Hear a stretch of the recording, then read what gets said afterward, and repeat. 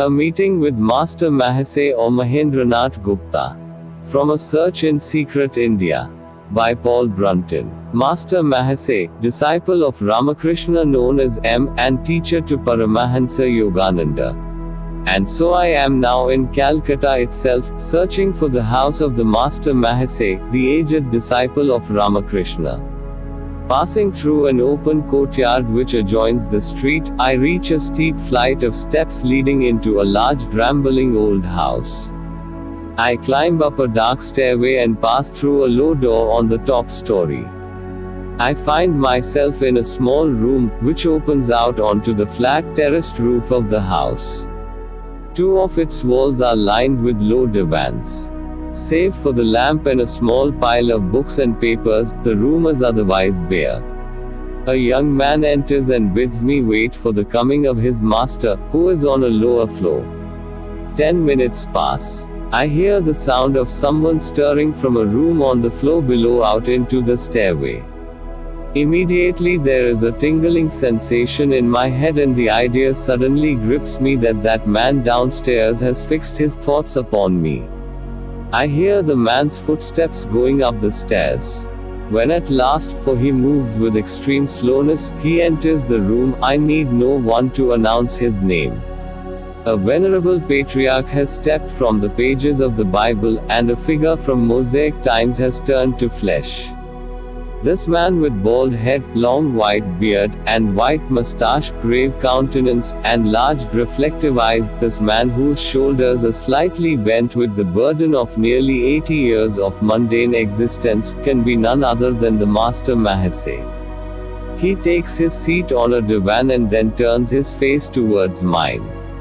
In that grave, sober presence I realize instantly that there can be no light persiflage, no bandying of wit or humor, no utterance even of the harsh cynicism and dark skepticism which overshadow my soul from time to time.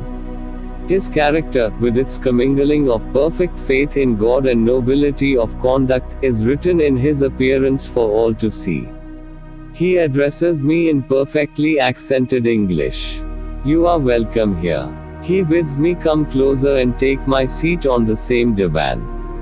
He holds my hand for a few moments. I deem it expedient to introduce myself and explain the object of my visit. When I have concluded speaking, he presses my hand again in a kindly manner and says, "It is a higher power which has stirred you to come to India, and which is bringing you in contact with the holy men of our land. There is a real purpose behind that, and the future will surely reveal it. Await it patiently. Will you tell me something about your Master Ramakrishna?" Master Mahase, Mahendranath Gupta, c. 1900. Now you raise a subject about which I love best to talk. It is nearly half a century since he left us, but his blessed memory can never leave me. Always it remains fresh and fragrant in my heart. I was 27 when I met him and was constantly in his society for the last 5 years of his life. The result was that I became a changed man, my whole attitude towards life was reversed. Such was the strange influence of this God-man Ramakrishna. He threw a spiritual spell upon all who visited him. He literally charmed them, fascinated them. Even materialistic persons who came to scoff became dumb in his presence. But how can such persons feel reverence for spirituality, a quality in which they do not believe? I interpose, slightly puzzled. The corners of Mahasaya's mouth pull up in a half smile. He answers, "Two persons taste red pepper. One does not know its name, perhaps he has never even seen it before. The other is well acquainted with it and recognizes it immediately. Will it not taste the same to both? Will not both of them have a burning sensation on the tongue?" In the same way, ignorance of Ramakrishna's spiritual greatness did not debar materialistic persons from tasting the radiant influence of spirituality which emanated from him. Then he really was a spiritual superman. Yes, and in my belief even more than that. Ramakrishna was a simple man, illiterate and uneducated. He was so illiterate that he could not even sign his name, let alone write a letter. He was humble in appearance and humbler still in mode of living, yet he commanded the allegiance of some of the best educated and most cultured men of the time in India. They had to bow before his tremendous spirituality, which was so real that it could be felt. He taught us that pride, riches, wealth, worldly honors, worldly position are trivialities in comparison with that spirituality, are fleeting illusions which deceive men. Ah, those were wonderful days. Often he would pass into trances of so palpably divine a nature that we who were gathered around him then would feel that he was a god, rather than a man. Strangely, too, he possessed the power of inducing a similar state in his disciples by means of a single touch. In this state they could understand the deep mysteries of God by means of direct perception. But let me tell you how he affected me. I had been educated along Western lines. My head was filled with intellectual pride. I had served in Calcutta colleges as professor of English literature, history and political economy, at different times. Ramakrishna was living in the temple of Dakshineshwar, which is only a few miles up the river from Calcutta.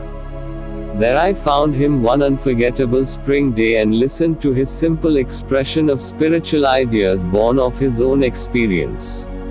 I made a feeble attempt to argue with him but soon became tongue-tied in that sacred presence, whose effect on me was too deep for words. Again and again I visited him, unable to stay away from this poor, humble but divine person, until Ramakrishna one day humorously remarked, "A peacock was given a dose of opium at 4 o'clock. The next day it appeared again exactly at that hour. It was under the spell of opium and came for another dose." That was true, symbolically speaking. I had never enjoyed such blissful experiences as when I was in the presence of Ramakrishna, so can you wonder why I came again and again? And so I became one of his group of intimate disciples, as distinguished from merely occasional visitors. One day the master said to me, "I can see from the signs of your eyes, brow and face that you are a yogi. Do all your work then, but keep your mind on God. Wife, children, father and mother, live with all and serve them as if they are your own. The tortoise swims about in the waters of the lake, but her mind is fixed to where her eggs are laid on the banks. So, do all the work of the world but keep the mind in God." And so, after the passing away of our master, when most of the other disciples voluntarily renounced the world, adopted the yellow robe, and trained themselves to spread Ramakrishna's message through India, I did not give up my profession but carried on with my work in education. Nevertheless, such was my determination not to be of the world although I was in it, that on some nights I would retire at dead of night to the open veranda before the Senate House and sleep among the homeless beggars of the city, who usually collected there to spend the night. This used to make me feel, temporarily at least, that I was a man with no possessions. Ramakrishna has gone, but as you travel through India you will see something of the social, philanthropic, medical and educational work being done throughout the country under the inspiration of those early disciples of his, most of whom, alas, have now passed away too. What you will not see so easily is the number of changed hearts and changed lives primarily due to this wonderful man. For his message has been handed down from disciple to disciple, who have spread it as widely as they could. And I have been privileged to take down many of his sayings in Bengali. The published record has entered almost every household in Bengal, while translations have also gone into other parts of India. So you see how Ramakrishna's influence has spread far beyond the immediate circle of his little group of disciples. Mahase finishes his long recital and relapses into silence. As I look at his face anew, I am struck by the non-Hindu color and caste of his face. Again I am wafted back to a little kingdom in Asia Minor, where the children of Israel find a temporary respite from their hard fortunes. I picture Mahase among them as a venerable prophet speaking to his people. How noble and dignified the man looks. His goodness, honesty, virtue, piety and sincerity are transparent. He possesses that self-respect of a man who has lived a long life in utter obedience to the voice of conscience. I wonder what Ramakrishna would say to a man who cannot live by faith alone, who must satisfy reason and intellect. I murmur questioningly. He would tell the man to pray. Prayer is a tremendous force.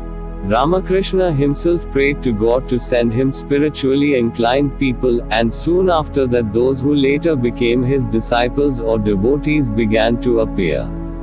But if one has never prayed, what then? Prayer is the last resort. It is the ultimate resource left to man. Prayer will help a man where the intellect may fail.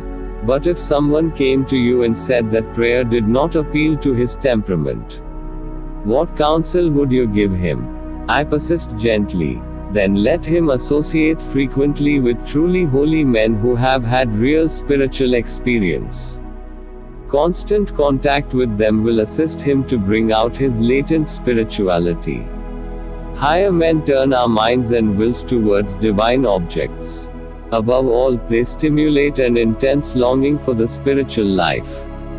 Therefore, the society of such men is very important as the first step, and often it is also the last, as Ramakrishna himself used to say.